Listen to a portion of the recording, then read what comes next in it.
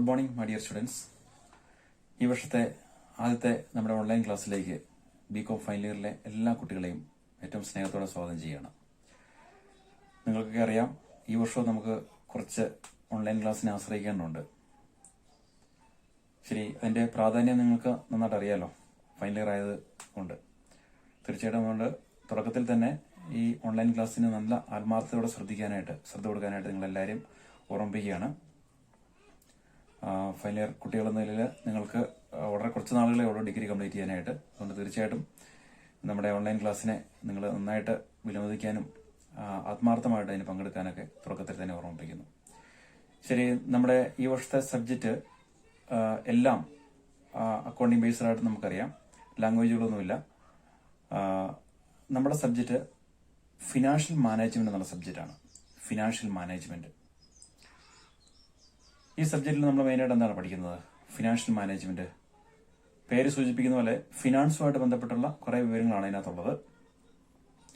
അതിന്റെ ഇൻട്രൊഡക്ഷൻ ഭാഗത്ത് നമ്മൾ നോക്കിയാൽ, അതിന്റെ കണ്ടന്റ്സ് ജസ്റ്റ് നോക്കിയാൽ ഇതിനകത്തുള്ള ചില ചാപ്റ്റേഴ്സ് എന്ന് പറയുന്നത് ഫിനാൻസിംഗ് ഡിസിഷൻ ഉണ്ട്, investment decision, management of working capital, dividend decision. ഇങ്ങനെയുള്ള പ്രധാനപ്പെട്ട ചില ഫിനാൻസുമായിട്ട് ബന്ധപ്പെട്ട ചില കാര്യങ്ങളാണ് ഈ ചാപ്റ്ററിൽ നമുക്ക് പഠിക്കാനുള്ളത്. അതിന്റെ ഇൻട്രൊഡക്ഷൻ ആയിട്ട് നമുക്ക് ഫിനാൻസിനെ കുറിച്ചും എന്താണ് ഫിനാൻസ് എന്നതിനെ കുറിച്ചൊക്കെ നമ്മൾ പഠിക്കുന്നു. ശരിക്കും ഫിനാൻസ് എന്താണെന്ന് നമ്മൾ ബികോമിലെ എല്ലാ വിഷയങ്ങളിലും തന്നെ നമ്മൾ പഠിച്ചിട്ടുണ്ട് അല്ലേ. Finance is the life blood of every business നമ്മൾ മിക്കവാറും ഈ സെന്റൻസ് നിങ്ങൾ പഠിച്ചിട്ടുണ്ടാവും. എല്ലാ ബിസിനസിന്റെ ജീവരക്തമാണ് എന്ത്? ഫിനാൻസ് എന്നുള്ളത്.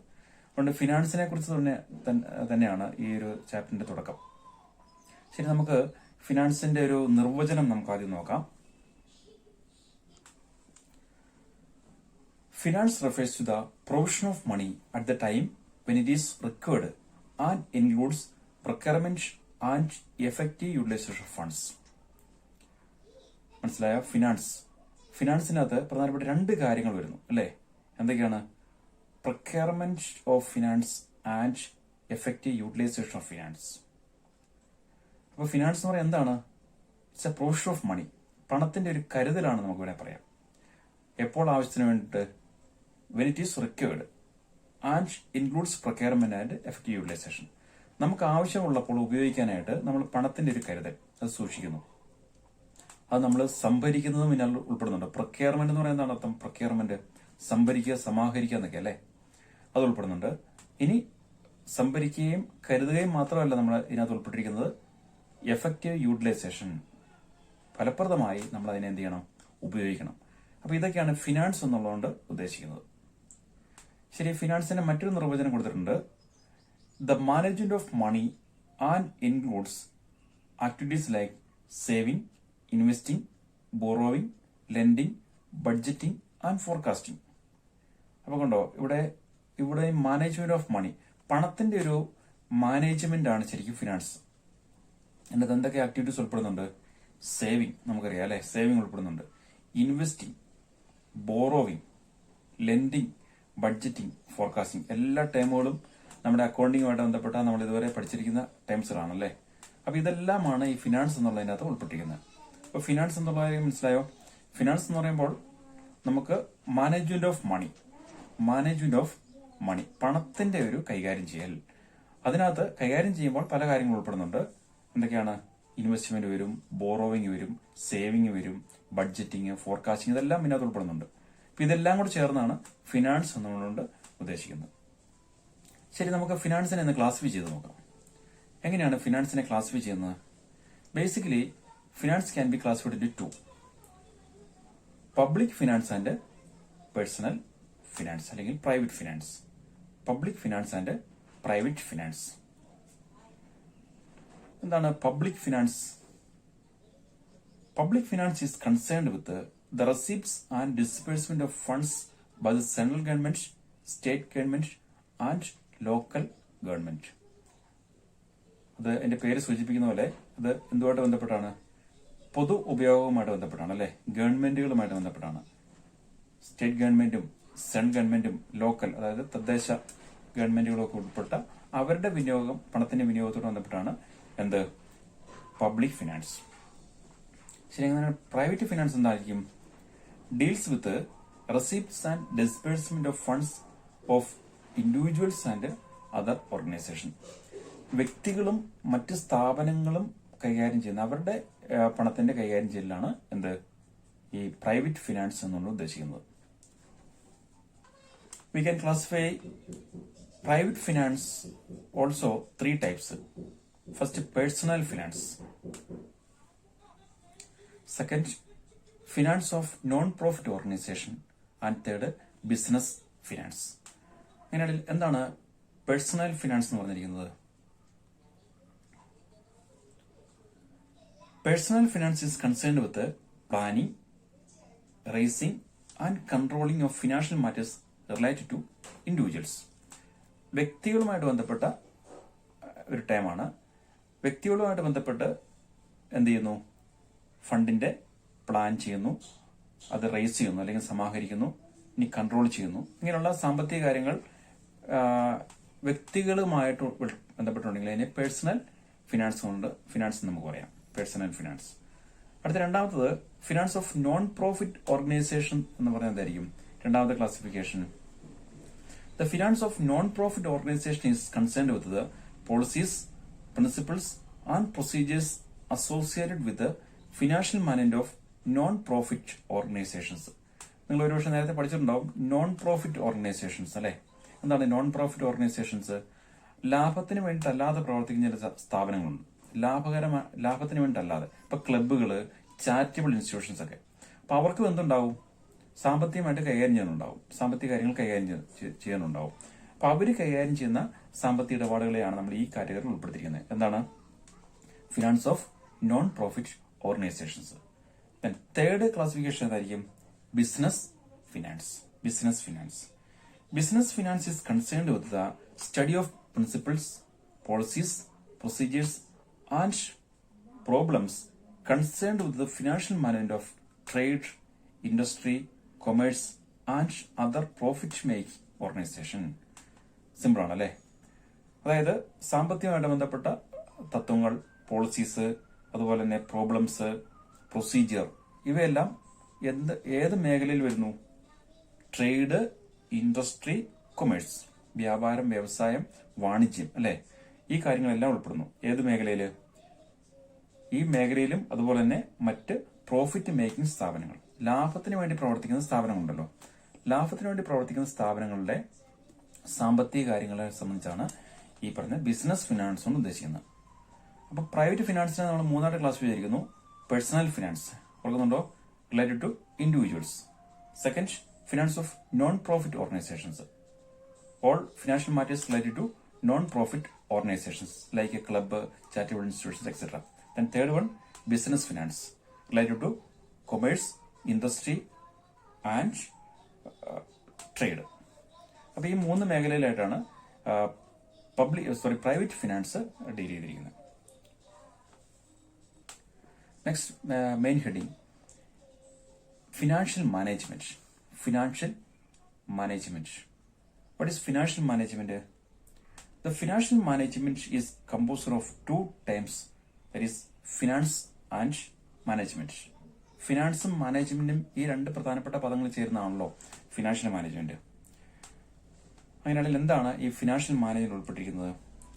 Financial management is concerned with the application of managerial principles and functions in the field of finance.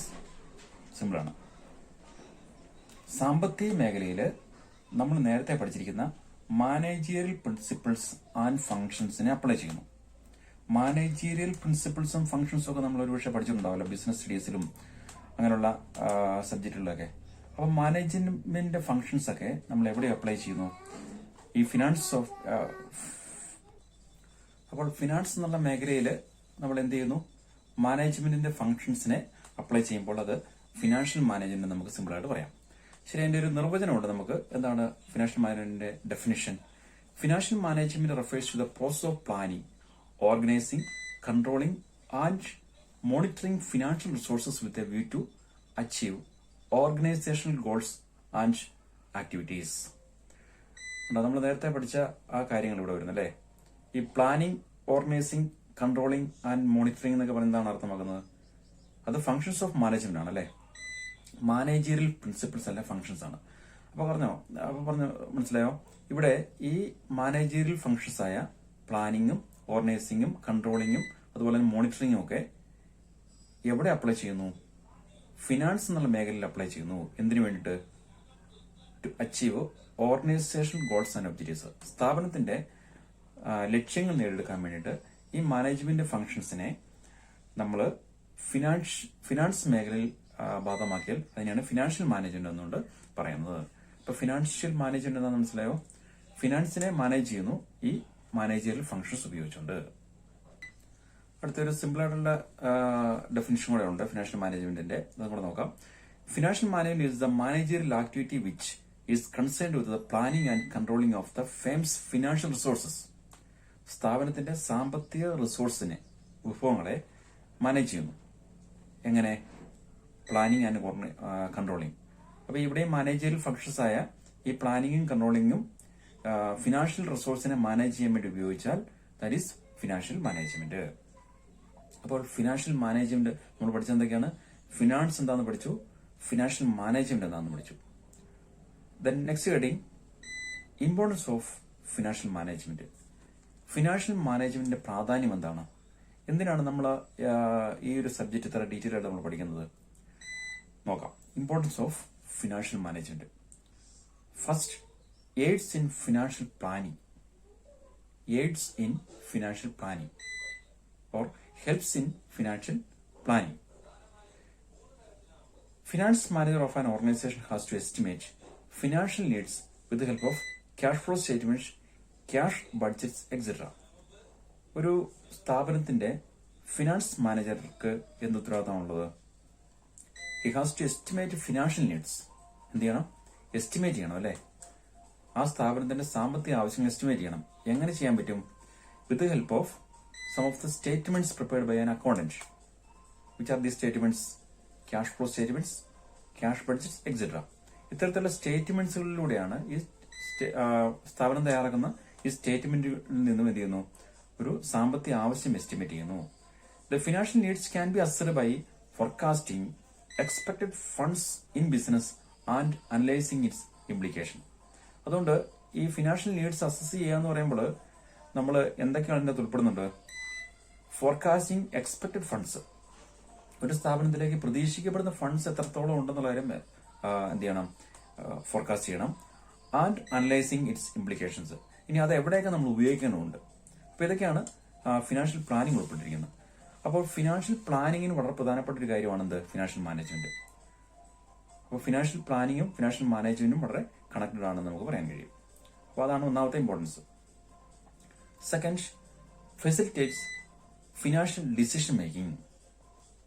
Second one, helps or facilitates financial decision making. Any financial decision make an immediate and a direct effect on the business, which in turn will affect the profitability. ഒരു സ്ഥാപനം എടുക്കുന്ന അല്ലെങ്കിൽ ഒരു finance manager എടുക്കുന്ന ഏത് സാമ്പത്തിക തീരുമാനവും അതിന് അപ്പോൾ തന്നെ ഒരു ഫലം ഉണ്ടാകും, അല്ലെങ്കിൽ അതിന് പ്രധാനപ്പെട്ട ഒരു എഫക്റ്റ് ബിസിനസ്സിലുണ്ടാകും. എന്താണ് അത്? Will affect the profitability. അപ്പോൾ അവരെടുക്കുന്ന ഏത് സാമ്പത്തിക തീരുമാനങ്ങളെയും ആ ബിസിനസിന്റെ ലാഭത്തെ ബാധിച്ചേക്കാം. Financial management contributes valuable guidance to the concerns with regard to this important decision. അതുകൊണ്ട് ഇവിടെ ഫിനാൻഷ്യൽ മാനേജ്മെന്റ് എന്താണ് ഇവിടുത്തെ role?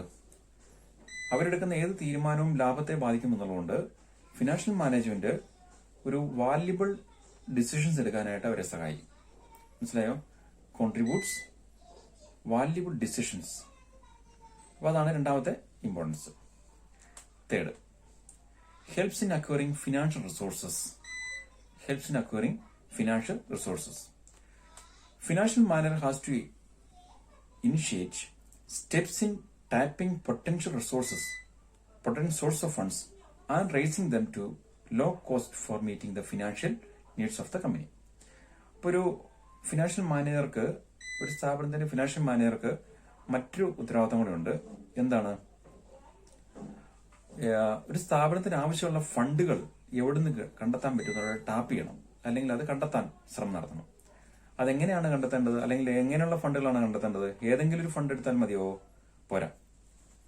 At A low cost, അല്ലെ മിനിമം കോസ്റ്റ്, ഏറ്റവും ചെലവ് കുറച്ച് നമുക്ക് എവിടെ നിന്ന് ഫണ്ട് കണ്ടെത്താൻ കഴിയും എന്നതിനെപ്പറ്റി ഒരു ഫിനാൻസ് മാനേജർ എന്ത് ചെയ്യണം, അതിനെപ്പറ്റി പഠിക്കണം. അപ്പം ആ ആവശ്യങ്ങൾ തൃപ്തിപ്പെടുത്താൻ ഉതകുന്ന വിധത്തിൽ എവിടുന്ന് റിസോഴ്സസുകൾ കണ്ടെത്താൻ പറ്റും സംബന്ധിച്ച് നോക്കണം. അപ്പൊ അതിനും ഫിനാൻസ് മാനേജറെ ആര് സഹായിക്കും?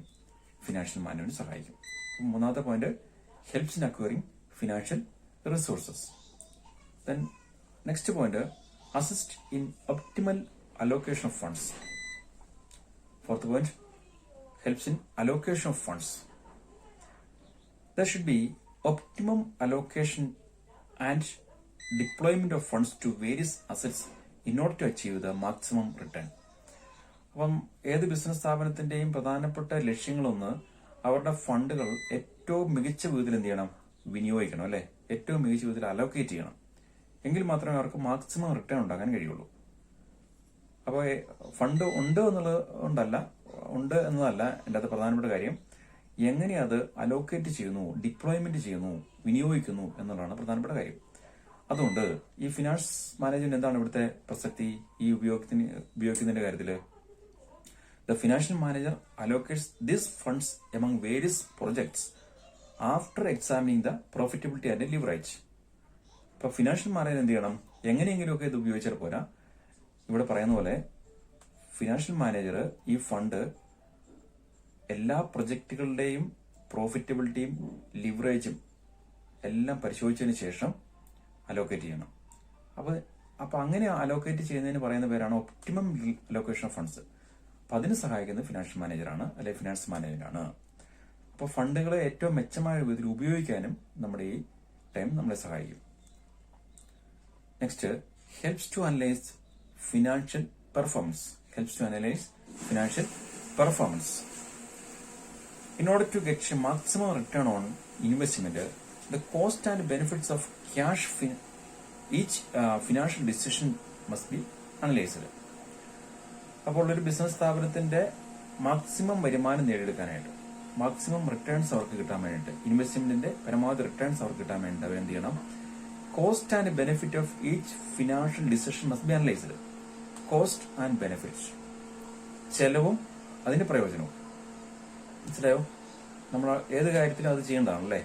നമ്മളൊരു കാര്യം ചെയ്താൽ അതിന്റെ കോസ്റ്റ് പരിഗണിക്കണം, ഒപ്പം അതിന്റെ ബെനിഫിറ്റ് പരിഗണിക്കണം. അപ്പൊ ഇത് രണ്ടും നന്നായിട്ട് അനലൈസ് ചെയ്തിട്ട് എന്ത് ചെയ്യാവുള്ളൂ, ഒരു തീരുമാനം എടുക്കാൻ പറ്റുള്ളൂ.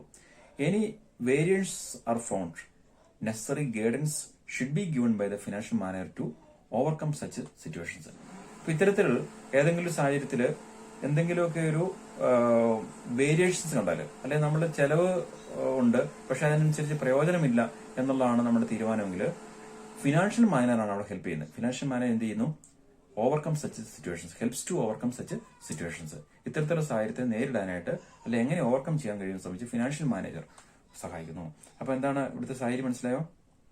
Helps to analyse financial performance, സാമ്പത്തിക പ്രവർത്തനങ്ങളെ വിലയിരുത്താൻ, അസസ് ചെയ്യാൻ ഫിനാൻഷ്യൽ മാനേജർ നമ്മളെ സഹായിക്കുന്നു. അതാണ് അടുത്തൊരു പ്രയോജനം അല്ലെങ്കിൽ ഇമ്പോർട്ടൻസ്. അടുത്ത helps in accounting and reporting. Helps in accounting and reporting. The financial manager of an organization should supply information about the financial performance to the top management. അപ്പോൾ അടുത്ത ഫിനാൻഷ്യൽ മാനേജർ ചെയ്യേണ്ട കാര്യം കണ്ടോ, ഒരു സ്ഥാപനത്തിന്റെ ഫിനാൻഷ്യൽ മാനേജർ ചെയ്യേണ്ട കാര്യം should supply information about the financial performance. സാമ്പത്തിക പ്രവർത്തനങ്ങളെ സംബന്ധിച്ചുള്ള ഒരു വിവരം അല്ലെങ്കിൽ റിപ്പോർട്ട് ആർക്ക് കൊടുക്കണം, ടോപ്പ് മാനേജറിന് കൊടുക്കണം. അപ്പൊ കണ്ടോ, ഫിനാൻഷ്യൽ മാനേജ്മെന്റിന്റെ മറ്റൊരു പ്രധാനപ്പെട്ട കാര്യങ്ങൾ എന്ന് പറയാം, ഇവരിങ്ങനെ റിപ്പോർട്ട് കൊടുക്കണമെങ്കിൽ എന്ത് ചെയ്യണം, ഇവർ ആ കാര്യങ്ങൾ അക്കൗണ്ട് ചെയ്യണം അല്ലെ. അപ്പൊ അക്കൗണ്ടിങ്ങും റിപ്പോർട്ടിങ്ങും, അപ്പൊ അക്കൗണ്ട് ചെയ്യുക, റിപ്പോർട്ട് ചെയ്യുക, അപ്പൊ ഈ കാര്യങ്ങളും ഫിനാൻഷ്യൽ മാനേജ്മെന്റിന്റെ ചുമലിലാണ്. അടുത്ത point, helps in cost control. Helps in cost control. Application of various tools of financial management enables the financial manager to bring cost under control. അപ്പൊ ഫിനാൻഷ്യൽ മാനേജ്മെന്റിൽ വ്യത്യസ്ത ടൂൾസുകളുണ്ട്, നമ്മളത് പിന്നീട് പഠിക്കുന്നുണ്ട്. ഫിനാൻഷ്യൽ മാനേജർ ഉൾപ്പെട്ടിരിക്കുന്ന വേരിയസ് ടൂൾസുകൾ. അപ്പൊ അതിന്റെയൊക്കെ കാര്യക്ഷമമായിട്ട് വിനിയോഗം അല്ലെങ്കിൽ നന്നായിട്ട് ഉപയോഗിക്കുന്നതുകൊണ്ട് എന്താണ് പ്രയോജനം, ഫിനാൻഷ്യൽ മാനേജർക്ക് കോസ്റ്റിനെ നമ്മുടെ വരുതിയിലാക്കാൻ അല്ലെ നിയന്ത്രണത്തിലാക്കാൻ കഴിയുന്നു. അപ്പൊ ചെലവ് കുറയ്ക്കാൻ കഴിയുന്നു എന്നുള്ളതാണ് അല്ലെ കോസ്റ്റ് കൺട്രോൾ, അല്ലെ പേര് സൂചിപ്പിക്കുന്ന പോലെ ഹെൽപ്സ് ഇൻ കോസ്റ്റ് കൺട്രോൾ. അതാണ് മറ്റൊരു പ്രയോജനം. Last point, aids in estimation of profit. പ്രോഫിറ്റിനെ എസ്റ്റിമേറ്റ് ചെയ്യാനായിട്ട് ഹെൽപ്പ് ചെയ്യുന്നു, അല്ലെ സഹായിക്കുന്നു. Profit levels have to be forecasted from time to time to strengthen the organisation. ഒരു സ്ഥാപനത്തെ ശക്തീകരിക്കാൻ വേണ്ടിയിട്ട് അവരുടെ ലാഭക്ഷമത അല്ലെ ലാഭം എന്ത് ചെയ്യണം, ഇടയ്ക്കിടയ്ക്ക് ഫോർകാസ്റ്റ് ചെയ്യണം, അല്ലെങ്കിൽ എസ്റ്റിമേറ്റ് ചെയ്യണം. Financial management helps in determination and evaluation of expected profit. അപ്പോൾ പ്രോഫിറ്റ് എത്രത്തോളം കിട്ടാൻ സാധ്യതയുണ്ടെന്ന് സംബന്ധിച്ച് ഒന്ന് എസ്റ്റിമേറ്റ് ചെയ്യാൻ അല്ലെ എക്സ്പെക്ട് ചെയ്യാനായിട്ട് നമ്മളെ സഹായിക്കുന്ന പ്രധാനപ്പെട്ട ഒരു ശാഖ നമ്മളിപ്പം പഠിക്കുന്ന ഫിനാൻഷ്യൽ മാനേജ്മെന്റ് ആണ്. അപ്പോൾ ഫിനാൻഷ്യൽ മാനേജ്മെന്റ് എന്ത് ചെയ്യാൻ പറ്റുന്നു, എന്തിനു സഹായിക്കുന്ന സ്ഥാപനത്തെ അവരുടെ എക്സ്പെക്ടഡ് പ്രോഫിറ്റ് ഡിറ്റർമിൻ ചെയ്യാനും അത് ഇവാലുവേറ്റ് ചെയ്യാനും ഒക്കെ പറ്റുന്നു. അങ്ങനെ അവർക്ക് പ്രോഫിറ്റിന്റെ ഏത് വിധത്തിലാണ് സ്ഥാപനം പോകുന്നത് എന്നതിനെ സംബന്ധിച്ചൊക്കെ ഒരു നിഗമനത്തിലെത്താൻ കഴിയുന്നു. അപ്പൊ ഇത്രയാണ് എന്ത് importance of financial management. Importance of financial management ഏതൊക്കെ പോയിന്റ്സുകളാണ് നമ്മൾ ഓർക്കുന്നുണ്ടോ? ഫസ്റ്റ് നമ്മൾ പഠിച്ചത് aids in financial planning. Financial planning നമ്മളെ സഹായിക്കുന്നു, അല്ലെ. Second, helps in financial decision, തീരുമാനങ്ങൾ എടുക്കാൻ സഹായിക്കുന്നു.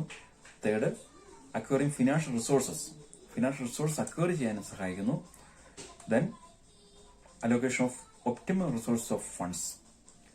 അടുത്തത് analyse financial performance, accounting and reporting, cost control, estimation of profit. അങ്ങനെ 7 പോയിന്റുകളാണ് നമ്മൾ പഠിച്ചിരിക്കുന്നത്.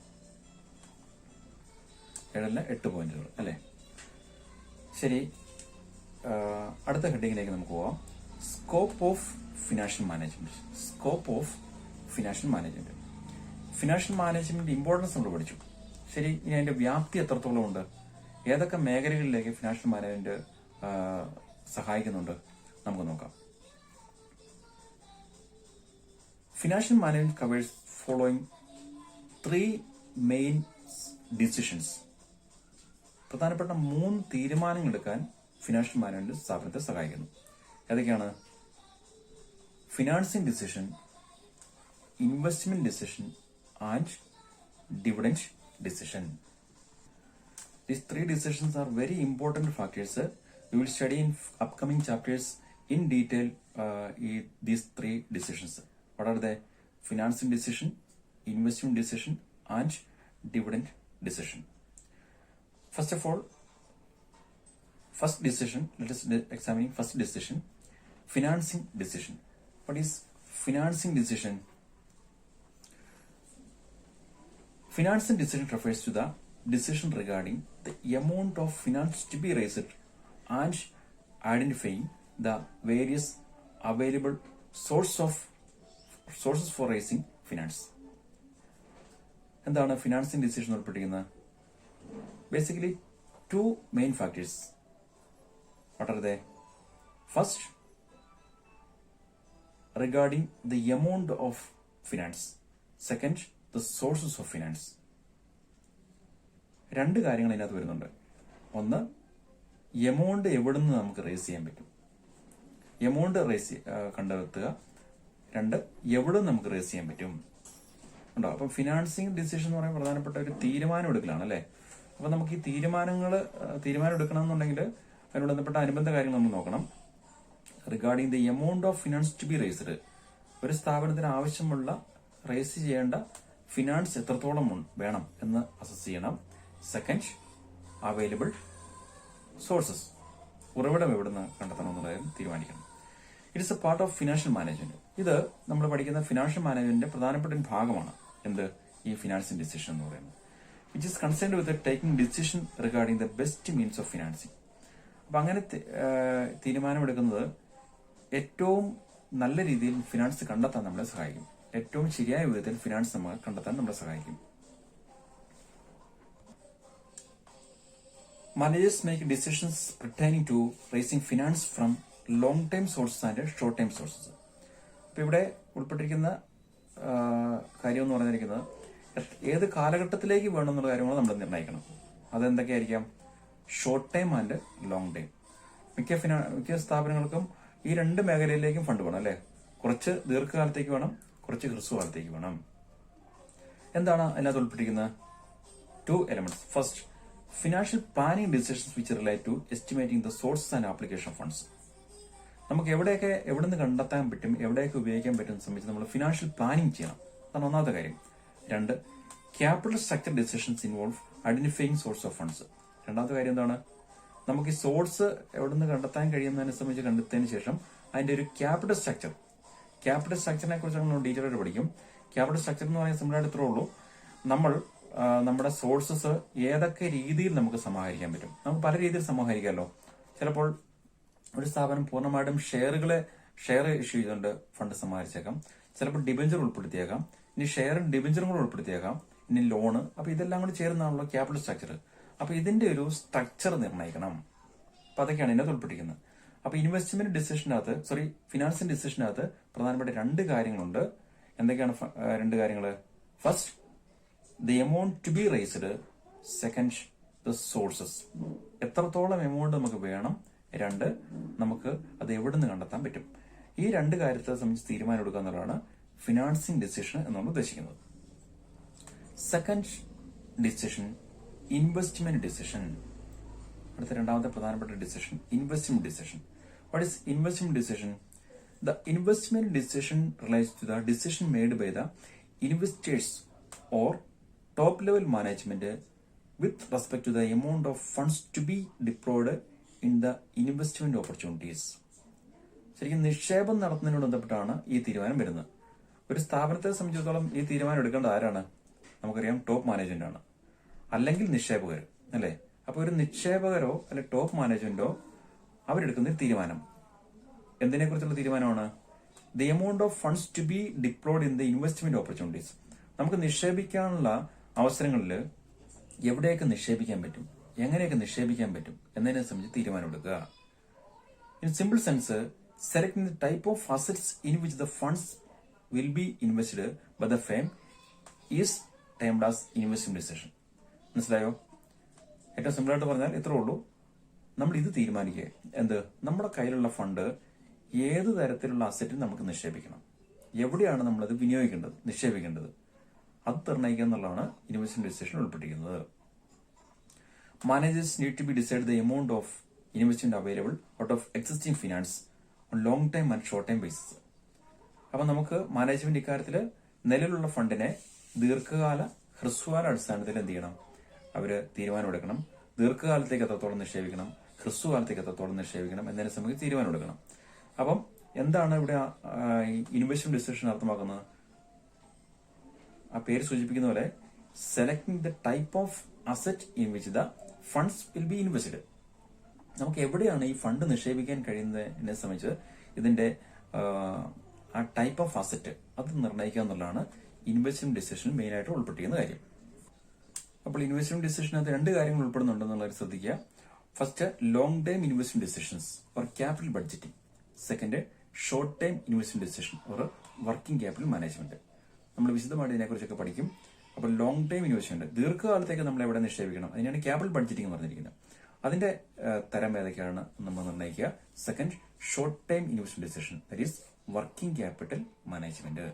അപ്പൊ അത് ഹ്രസ്വകാലത്തേക്ക് നമുക്ക് എങ്ങനെ, എത്രത്തോളം, എവിടെ നിക്ഷേപിക്കണമെന്ന് തീരുമാനിക്കുക. Then third important decision, dividend decision. Dividend decision refers to the policy of management concerning the quantum of profit to be dispersed or distributed among the shareholders and how much to be retained in the business of the reinvestment. ഇപ്പൊ ഇവിടെ ഒരു dividend ഡിസിഷന്റെ അത് 2 കാര്യങ്ങൾ ഉൾപ്പെടുന്നുണ്ട്. മനസ്സിലാകുന്നുണ്ടോ? Decide how much the amount of profit to be distributed as dividend to the shareholders and how much the amount of profit is to be retained. എത്രത്തോളം profit നമ്മൾ എന്ത് ചെയ്യണം? ഷെയർ ഹോൾഡേഴ്സിന് വിതരണം ചെയ്യണം ഡിവിഡൻഡ് ആയിട്ട്. എത്രത്തോളം പ്രോഫിറ്റ് ബിസിനസ്സിൽ നിലനിർത്തണം. ഈ ഒരു തീരുമാനം എടുക്കുന്നതിനാണ് ഡിവിഡൻഡ് ഡിസിഷൻ ഉദ്ദേശിക്കുന്നത്. മനസ്സിലായോ? Management concerning the quantum of profit to be distributed among the shareholders as dividend. Dividend എന്ന നിലയിൽ അവർക്ക് കുറച്ച് പൈസ കൊടുക്കണം. ഇനി കുറച്ച് പൈസ നമുക്ക് ഫ്യൂച്ചർ ഡെവലപ്മെന്റിന് വേണ്ടി ബിസിനസ്സിൽ നിലനിർത്തണം, അല്ലെങ്കിൽ റീഇൻവെസ്റ്റ് ചെയ്യണം. അപ്പൊ ആ ഒരു കാറ്റഗറി എത്രത്തോളം നമ്മൾ ബിസിനസ് നിലനിർത്തണം, എത്രത്തോളം എമൗണ്ട് നമ്മൾ ഷെയർ ഹോൾഡേഴ്സിന് കൊടുക്കണം. ഇത് കൂടിയും കുറഞ്ഞും പോയാലും പ്രശ്നം ഉണ്ടാവും. അപ്പൊ മുഴുവൻ തുകയും നമുക്ക് ഷെയർ ഹോൾഡേഴ്സിന് കൊടുക്കാൻ കഴിയുമോ? കൊടുക്കാം, പക്ഷേ ഭാവിയിലെ ഡെവലപ്മെന്റ് നമുക്ക് പിന്നെ ഫണ്ട് കിട്ടത്തില്ല. ഇനി നമ്മൾ കൂടുതൽ പൈസ നമ്മൾ ഇവിടെ ചെലവഴിച്ചാൽ എന്ത് സംഭവിക്കും? ഷെയർ ഹോൾഡേഴ്സ് അത് സാറ്റിസ്ഫൈഡ് അല്ല, അപ്പൊ അവർ കമ്പനിയെ വിട്ടു പോകും അല്ലെ. അപ്പൊ അതുകൊണ്ട് ഈ ഒരു തുക എത്രത്തോളം, how much amount to be retained and how much to be distribute as dividend, എത്രത്തോളം നമ്മൾ എന്ത് ചെയ്യണം, ഷെയർ ഹോൾഡേഴ്സിന് കൊടുക്കണം, എത്രത്തോളം നമ്മൾ നിലനിർത്തണം. ഈ ഒരു കാര്യത്തെയാണ് ഡിവിഡന്റ് ഡിസിഷൻ ഉദ്ദേശിക്കുന്നത്. അപ്പൊ ഈ 3 പ്രധാനപ്പെട്ട ഡിസിഷൻ ഓർക്കുന്നുണ്ടോ? Financing decision, investment decision and dividend decision. നമ്മുടെ ഈ ഒരു സബ്ജക്റ്റിലെ തുടർന്ന് പഠിക്കാൻ വന്ന 3 ചാപ്റ്ററുകളാണിത്. അപ്പൊ നമുക്ക് വിശദമായിട്ട് ഇതിനെക്കുറിച്ച് പഠിക്കാനുണ്ട്. അപ്പൊ ഇതൊന്ന് ഓർത്തിരിക്കുക, ഫിനാൻസിംഗ് ഡിസിഷനും investment decision and dividend decision. നമ്മൾ ഡീറ്റെയിൽ അതിനെക്കുറിച്ച് പഠിക്കുന്നതായിരിക്കും. ഓക്കെ, അപ്പൊ ഇത്രയും കാര്യങ്ങൾ നിങ്ങൾ ഇന്നത്തെ ക്ലാസ്സിൽ ഒന്ന് പഠിക്കുക, മനസ്സിലാക്കുക. ഈ വീഡിയോ ക്ലാസ് നിങ്ങൾ നന്നായിട്ട് കാണുക. കണ്ടതിന് ശേഷം നമുക്ക് അക്കൗണ്ടിങ്ങിന് ഒരു നോട്ട്ബുക്ക് വേണം, ഫിനാൻഷ്യൽ മാനേജ്മെന്റ് നോട്ട്ബുക്ക് വേണം. അപ്പൊ ഈ നോട്ട്ബുക്കിൽ നിങ്ങൾ കൃത്യമായിട്ട് നോട്ട്സ് എഴുതി എനിക്ക് അയച്ചു തരേണ്ടതാണ്. ഇത് ഇന്ന് തന്നെ അത് ചെയ്യേണ്ടതാണ്. നിങ്ങൾക്ക് ഉച്ചയ്ക്ക് മുമ്പ് തന്നെയാണ് നിങ്ങൾ ചെയ്യേണ്ടത്. കാരണം നമുക്കിനി പുതിയ ഓൺലൈൻ പ്ലാറ്റ്ഫോമിലേക്ക് നമ്മൾ കടക്കുമ്പോൾ അതിനുള്ള സമയം വളരെ ചുരുക്കമായിരിക്കും. ഇപ്പോൾ തന്നെ നമ്മളത് പരിശീലിക്കണം. അതുകൊണ്ട് നിങ്ങൾ ഉച്ചയ്ക്ക് മുമ്പ് തന്നെ ഈ ക്ലാസ് കണ്ടിട്ട് നോട്ട്സ് എഴുതി അയച്ചിട്ട് നിങ്ങൾ മറ്റു കാര്യങ്ങളിലേക്ക് പോകുന്നതാണ് ഏറ്റവും നല്ലത്. അതുകൊണ്ട് നിങ്ങൾ ഇന്ന് തന്നെ കൃത്യമായിട്ട് എനിക്ക് നോട്ട്സ് അയച്ചു തരണം. എല്ലാ കുട്ടികളും ഈ ഓൺലൈൻ ക്ലാസ്സിൽ നിർബന്ധമായിട്ടും പങ്കെടുക്കണം. നിങ്ങൾ അതിന്റെ സീരിയസ്നെസ് മനസ്സിലാക്കുക. ഇനി നിങ്ങൾക്ക് കുറച്ച് നാളുകളേ ഉള്ളൂ ഡിഗ്രി എന്നുള്ള ഒരു കോഴ്സ് കംപ്ലീറ്റ് ചെയ്യാനായിട്ട്. അതുകൊണ്ട് നമ്മൾ നേരത്തെ PTAയിലൊക്കെ പറഞ്ഞ പോലെ അല്പം ഒന്ന് ശ്രദ്ധിച്ചാൽ നിങ്ങൾക്ക് വളരെ ഈസി ആയിട്ടൊരു ഡിഗ്രി സർട്ടിഫിക്കറ്റ് നിങ്ങൾക്ക് കൈവശപ്പെടുത്താൻ കഴിയും. എന്നാൽ അശ്രദ്ധ നമ്മളുടെ ഈ 3 വർഷത്തെയും ശ്രമത്തെ അത് വിഫലമാകും. അതുകൊണ്ട് അശ്രദ്ധ വരുത്താൻ പാടില്ല. ക്ലാസ് കൃത്യമായിട്ട് കാണണം. എല്ലാ സബ്ജക്റ്റിന്റെയും നോട്ട്സ് കൃത്യമായിട്ട് അയക്കുക. അപ്പം ഇന്നത്തെ നോട്ട്സ് കൃത്യം ഒരു ഉച്ചയ്ക്ക് മുമ്പ് നിങ്ങൾ നോട്ട്സ് എഴുതി അയക്കണം. എന്തെങ്കിലും അസൗകര്യം ഉണ്ടെങ്കിൽ നിങ്ങളുടെ പേരൻസിനെയാണ് ഞങ്ങൾ കോൺടാക്ട് ചെയ്യുക. അവരായിരിക്കും അതിന്റെ വിശദീകരണം തരേണ്ടത്. അപ്പൊ അതുകൊണ്ട് അക്കാര്യത്തിൽ വളരെ ശ്രദ്ധിക്കുക. കുറച്ച് നാളുകൊണ്ട് നമുക്ക് ടീച്ചേഴ്സൊക്കെ നന്നായിട്ട് സഹകരിച്ചു പോവുക.